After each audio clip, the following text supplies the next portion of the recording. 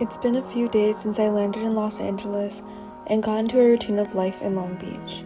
Working, enjoying the California weather, cooking meals for myself, and taking myself out on solo dates. Despite the ways I've been filling my days, I found that there was something I hadn't anticipated when I got my internship here in California. Loneliness. I'm somewhere really beautiful right now, but I also think I'm the loneliest I've ever been. I found that living alone, truly alone, for the first time in my life has brought with it unexpected challenges, and I've been spending my time figuring out what it means to be alone. I'm in a new city, I don't know anyone, and it's just me.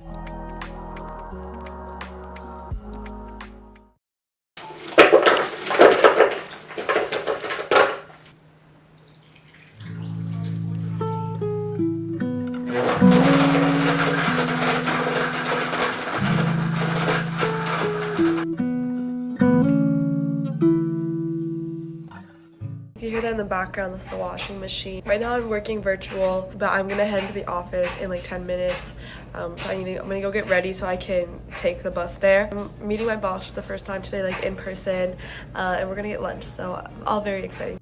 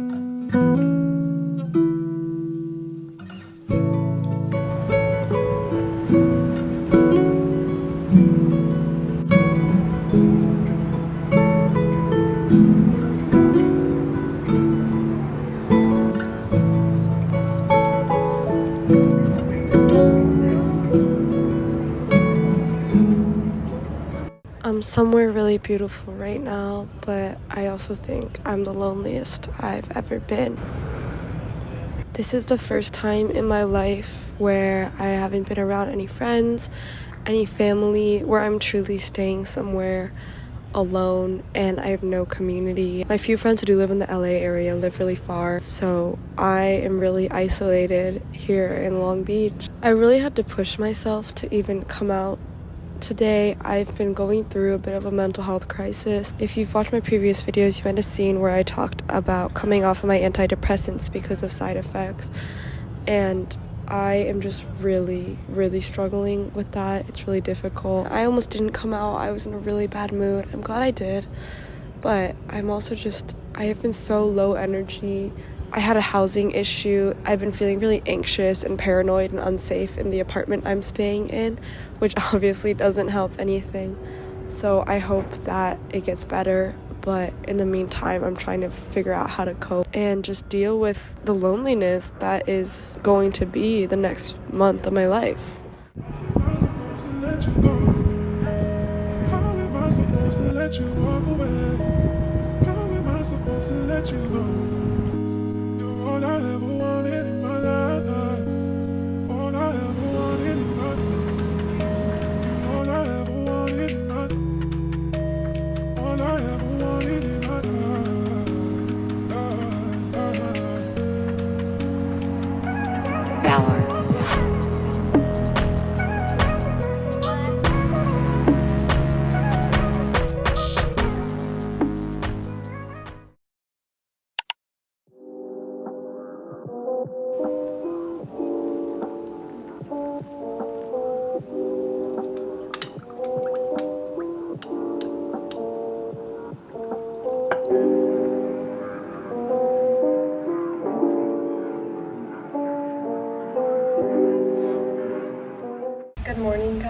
sorry for some background noise. I had a really fucking shitty day yesterday. I'm feeling slightly better now. The weather is nice, which always helps me. Today's the warmest day that I've been here so far, and I have my morning meeting, but I only had a few hours of work, so I just got that done this morning.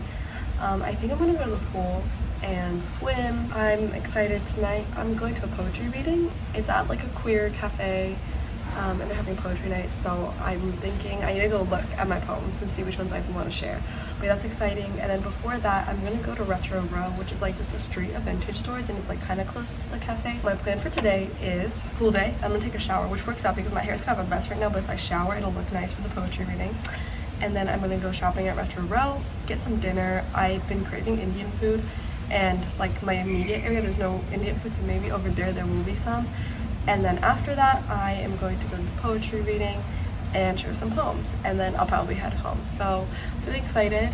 Cute little itinerary for the day. Freezing in Westwood, we don't give a fuck. Never a night just for the two of us. Wish for my timing for good or bad luck. My car got locked in the parking garage.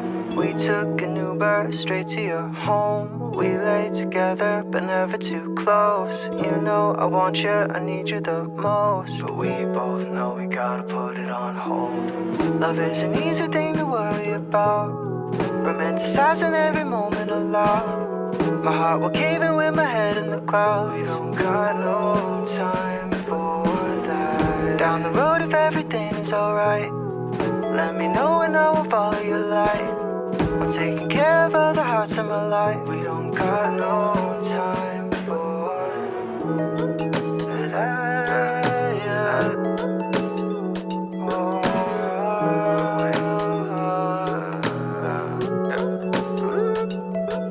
On the way to see my mama, on my way to see my. On the way to see my mama, on my way to see my. On the way to see my mama, on my way to see my. On the way to see my mama, on my way to see my. On the way to see my mama, on my way to see my. On the way to see my mama, on my way to see my. On the way to see my.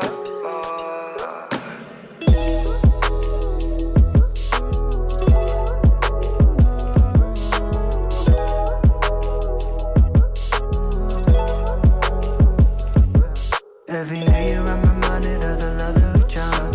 Memories in the back of an iCloud account. We ring this up a lot, so think that I'm finding out that though we don't talk no more, I'm hoping you're better now. I know it didn't end the way we saw it going down, and we're wanting different things, but if you're turning back around, then I'm turning back around. Cause I still see you like that. I just went to my first poetry reading ever, and I read 2 of my poems. At first, I was feeling really lonely still, actually, because everyone had gone there with their friends, and I was just like one of the only people there who was alone. But there's just so many identities and like so many stories there, and I really felt in community, like across generations. Even if I didn't go there with anyone, I still got to be in community with a lot of people, so it was a fulfilling experience. I'm glad I went. Did wish I had a friend, but still glad I went. It was really hot earlier today, like sweating, like I was sweating like crazy, and now I'm chilly. I was not. The weather just goes back and forth here, so now I'm wishing I had something warmer, but I'm heading to the bus stop to head home. Those rose-colored lenses, red wine in a backpack, string lights and white picket fences, blue skies, bright brown eyes. Wish I could let it die. I still see you like that. It's been a few days. I haven't really filmed anything because I've just been working and feeling really shitty, honestly. And just not, I don't know, I didn't feel like I was doing anything interesting, so I didn't really have the motivation to film, so I didn't. I just wanted to share some of my introspection about being here alone and how it feels and how I'm navigating it. I think over the weekend I got to hang out with one of my good friends, Mal, and that made me feel a lot better. Being able to spend time in LA with her, that was really fun. But then I came back Monday and it was work, and loneliness and being trapped in this apartment. I don't like going into the office because I have to like go out and commute, but it does get me out of the house. But also usually there's no one in the office as well, or if they are there, they're like in another room. There's only 2 offices, but it's like a very small organization, so there's not a lot of people working there. A lot of the people there are remote, so like there's only 3 people from the organization who are in this area. So I think like the workspace isn't very lively either. The part that's hard for me, I think, is if I go out, like I go get food or I go do something, I'll probably spend money. There's like, parks and stuff I can walk to. I really have a lack of motivation right now. So it's really hard for me to go out to just do something like casual, like go sit at a park or something. Whereas if I'm hungry, I'll be like, okay, I'll go eat. The things that I've been doing, they don't necessarily make me feel less alone, but they do get my mind off of it and allow me to like think about other stuff. I've been reading books. Right now I'm reading In the Dream House by, I think it's Carmen Maria Machado. It's a really powerful book. Like I'm almost done with it and I can already tell it's gonna be one of my favorite books, but it is also a book about domestic violence, so it's a very heavy read. So honestly, probably not the best book choice on my end. When I don't have the energy to go out into nature, I like to sit on the balcony, so at least I have some fresh air and just I can sort of see off into the distance. Like I can't quite see the beach, but I can sort of see towards the beach, so I'll look off in that direction. The fresh air definitely helps me. I also think in the present political moment, it's really hard for me to be alone as well, because I have so many immigrants that I hold very close to my heart, and to be away from them in such a time of distress and turmoil is really difficult. Like I want to be able to be at home with them, spend time with them, and comfort them. Like I said before, home is a difficult place for me, but a part of me wishes that I had never done this internship and I'd never come to LA, because in this moment, I want to be home with my loved ones. I think I'll look back on this experience as something that was beneficial, something that taught me, what it is to live on my own and be the only person I can depend on. But I'm also a very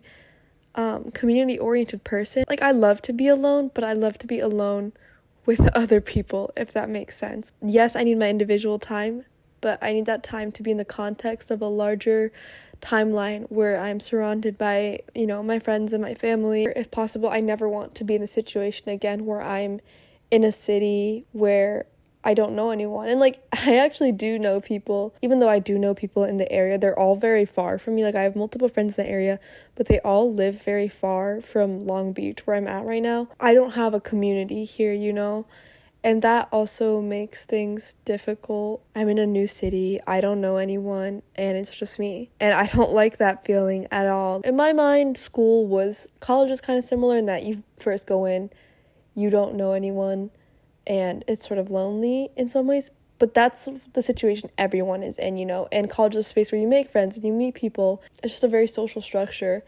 But here, like, I don't have these opportunities to meet other people. Working remote is also hard because I'm just in the same space all day from literally when I wake up until I go to sleep. I should move around and try to get a change of scenery, but that also, like, if I go to a cafe, that costs money, and I'm trying to save money to try to move forward and to try to make this experience less lonely. I have friends visiting for like the second half of my trip here, so in that sense I won't be alone. I have set some goals for myself. One, I want to do some kind of physical activity every day.